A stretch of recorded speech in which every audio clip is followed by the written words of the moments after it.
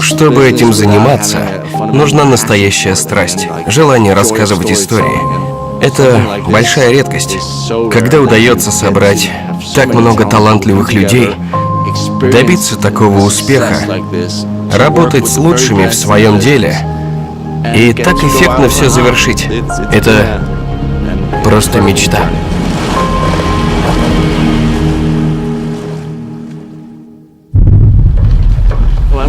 Помню мою первую сцену в пилотной серии.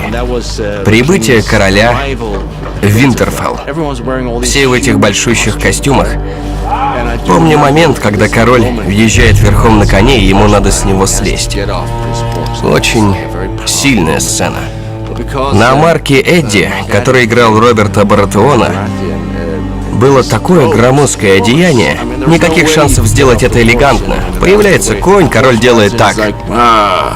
А потом всем стоять. И бегом вносит лестницу, помогает ему слезть. Уносит лестницу, потом продолжим. Я это запомнил. Прекрасный момент.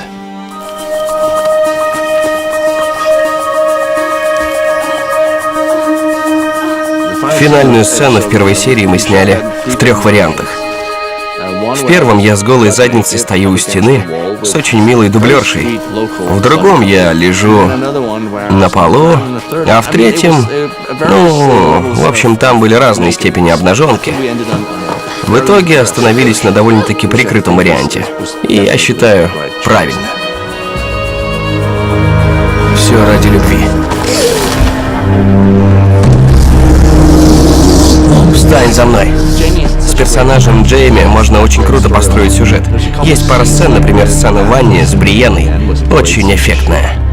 Цареубийца. Клятва-преступник. Человек без чести. Гвен и Лина — великолепные актрисы и очень разные, а их роли настолько полярны, что с ними вы словно видите 2 разные версии Джейми. Эту войну нам не выиграть. И то же самое с Динклейджем и Джеромом. Тоже очень разные Джейми. Но все хороши. Самую классную сцену мы снимали в 7-м сезоне. Это эпизод с атакой на конвой. Снимали в Испании, поблизости от города под названием Касерас. Очень красивое место. Здорово было целыми днями кататься на лошади под открытым небом. Обожаю ездить верхом.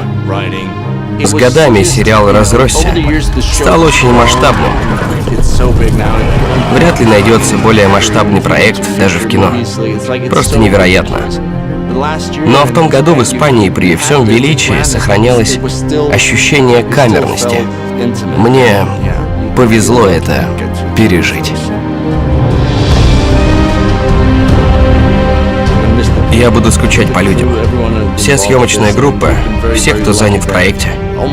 Нам так повезло, что почти все возвращались сезон за сезоном. Возникало чувство, что мы создаем что-то особенное.